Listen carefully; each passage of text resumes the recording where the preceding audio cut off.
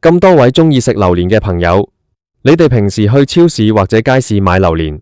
係咪好似買六合彩咁憑運氣？望住嗰堆成身刺嘅家伙，件件都差唔多樣，結果買返屋企一開，一係就生骨到咬唔入，一係就成個殼厚過塊面，入面得嗰一兩粒核咁大嘅肉，簡直係貼錢買難受。如果你試過咁樣中伏，今日你就真係執到寶啦！我專登請教咗喺油麻地果欄做咗超過30年嘅老行家，佢話揀榴蓮其實根本唔使靠撞手瓜，只要學識老一輩傳落嚟嘅3招秘籍，再記住一句簡單到連3歲細路都背到嘅口訣，我保證你以後去邊度買都可以一挑就挑到皮薄肉多，好似嚟報恩一樣嘅極品榴蓮。講到買榴蓮，好多人第一時間就會去屋企附近嘅大超市，貪佢有冷氣又有得慢慢揀。不過行入去生果檔，見到嗰個大木箱裝住滿滿嘅金枕頭或者青梨，你個心係咪即刻15、16？老行家同我講，好多人揀榴蓮，第一個最大嘅誤區就係以為越大隻就越多肉。有啲人見到一隻成7、8磅重，外表生得威威猛猛嘅榴蓮，就以為意頭好，即刻搬返屋企。點知一開個殼足足佔咗大半嘅重量，入面嘅肉少到令人流眼淚。呢啲喺行內就叫做報仇榴蓮。相反，真正識食嘅老饕去到果欄或者街市，對眼第一時間係手部，啲形狀有少少奇怪，但係某幾個部位特別鼓起嘅微盤型榴蓮，要做到百發百中，我哋先要明白點解榴蓮會出現死包或者乾包嘅情況。呢個就同佢哋嘅品種、產地仲有熟程度有好大關係。香港人最常食嘅金枕頭通常都係由泰國運過嚟，佢哋多數係喺7、8成熟嘅時候就摘落嚟，然後行海運或者陸運嚟香港。喺運送嘅途中有個催熟嘅過程，而好似馬來西亞嘅貓山王或者黑刺就講究樹上熟，自然脫落，風味完全係兩回事。但無論你買邊種，今日教你嘅果欄3招都係全宇宙通用。事不宜遲，我哋即刻拆解老行家傳授嘅第一招。呢招叫做眼觀四路，專攻房地產。你望住隻榴蓮嘅時候，千萬唔好只係睇佢整體大唔大隻，你要數佢有幾多個房。咩叫房？即係榴蓮外殼一瓣一瓣鼓起來嘅凸起部位，每一房入面就代表住有一件飽滿嘅榴蓮肉。老行家話，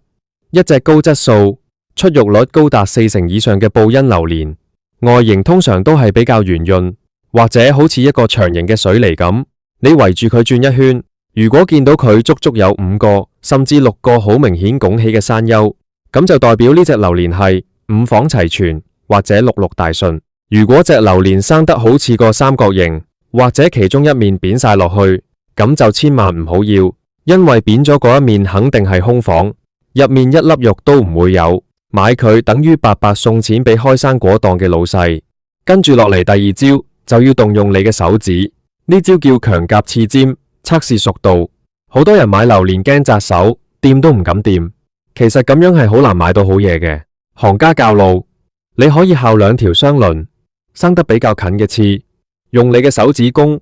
同餐指捉住2隻刺嘅尖端，然後稍為用力向內夾一夾。如果2隻刺好似好有彈性咁，你可以好輕易咁將佢哋拉近，甚至2隻刺尖可以互相觸碰，咁就代表呢隻榴蓮已經完全熟透，入面嘅果肉已經變軟，絕對係食得嘅狀態。相反，如果你用盡9牛2虎之力，2隻刺依然好似條鐵咁硬，斑斑移都唔移，咁就代表呢隻榴蓮仲好生，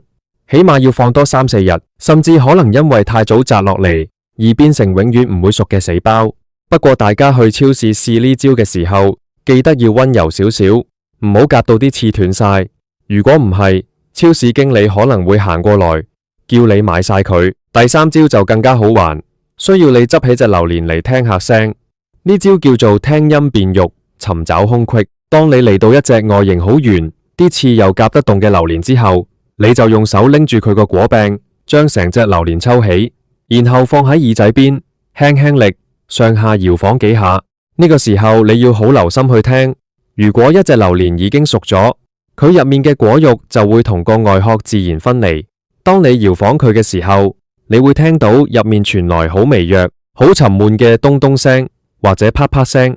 甚至可以感覺到入面舊肉喺度晃動。呢種聲就代表佢已經係乾包，果肉水分啱啱好，唔會黏殼，一開出嚟就會一粒粒好似金黃色嘅枕頭咁靚。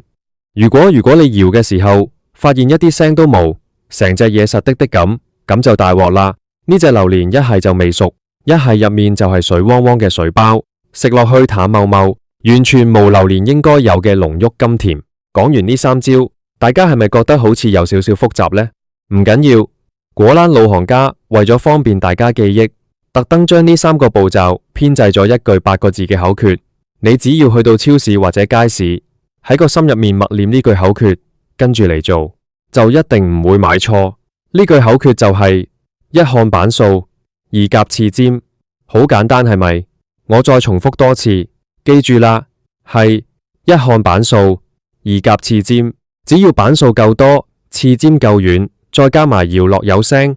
呢隻就肯定係布恩榴蓮無疑。既然講開揀榴蓮，我又想同大家分享多幾個行內人先知嘅小秘密，特別係關於香港人最中意食嘅金枕頭。大家知唔知點解有時買返去嘅金枕頭開出嚟啲肉好似發霉咁，或者有一陣怪味？行家話買金枕頭仲要睇埋個果柄，個果柄如果望落去好新鮮，仲帶有少少綠色，而且用手指甲輕輕一刮，仲有少少水分滲出嚟，咁就代表呢隻榴蓮係啱啱到港冇幾耐，非常之新鮮。如果個果柄已經乾到好似條枯木咁，甚至黑晒，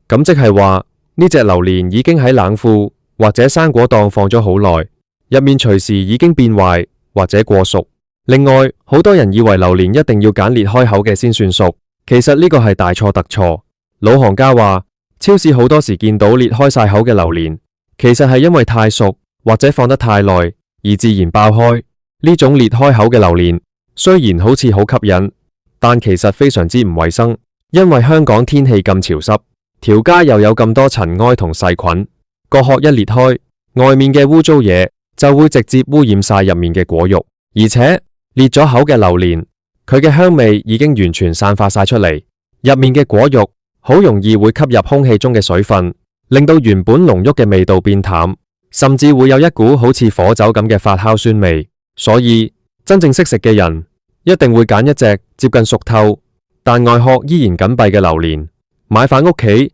自己用刀仔輕輕一撬就開，咁樣先至最乾淨、最原汁原味。另外，大家喺超市買榴蓮嘅時候，成日都會見到一盒盒已經幫你剝好，用保鮮紙包住嘅榴蓮肉。好多貪方便嘅朋友都會直接買呢啲，覺得唔使自己開咁麻煩，又可以一眼睇晒粒肉靚唔靚。不過行家就提醒我，買呢啲現成嘅榴蓮肉其實都有好大嘅學問。你睇到盒入面嘅榴蓮肉好似好金黃好大粒，但你用條手指輕輕隔住保鮮紙壓下佢，如果發現嚿肉硬到好似個蘋果咁，咁呢盒嘢10成9都係生骨嘅。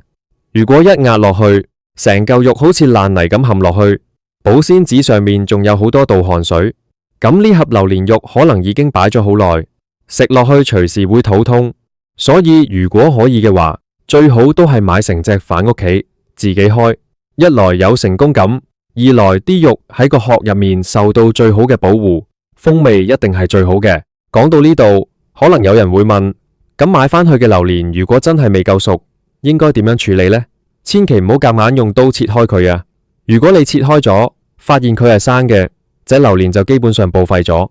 老行家教咗一個好實用嘅催熟方法。如果你發覺隻榴蓮買返嚟好似仲有少少生，你可以厚幾張報紙，將成隻榴蓮密密實實咁包住佢，然後放喺屋企比較陰涼、通風嘅地方，因為報紙可以鎖住榴蓮自身釋放出來嘅乙烯氣體，咁樣就可以加速佢成熟。通常包住放1、2日，你就會聞到成間屋都係好香嘅榴蓮味。呢個時候，你再去夾下佢啲刺，搖下佢，如果符合晒我之前講嘅條件，你就可以放心開嚟食啦。今次同大家分享咗咁多果欄老行家嘅不傳之秘，由睇外形、夾刺尖、聽把聲，都記住個無敵口訣。相信大家以後去大超市或者街市生果檔，都唔使再好似博彩咁心驚膽戰。買榴蓮其實是一門藝術，亦都係一門科學。只要你肯花少少時間，用我教你嘅方法，慢慢去挑選，我相信你買到嘅每一隻都會係皮薄、肉厚、核細、味道濃郁嘅布恩榴蓮，令你同你嘅屋企人都可以大飽口福。好啦，今次嘅分享就到呢度。大家如果去買榴蓮，用咗呢個方法成功買到正嘢，記得喺心入面多謝客呢位果欄老行家啦。我們下次再見。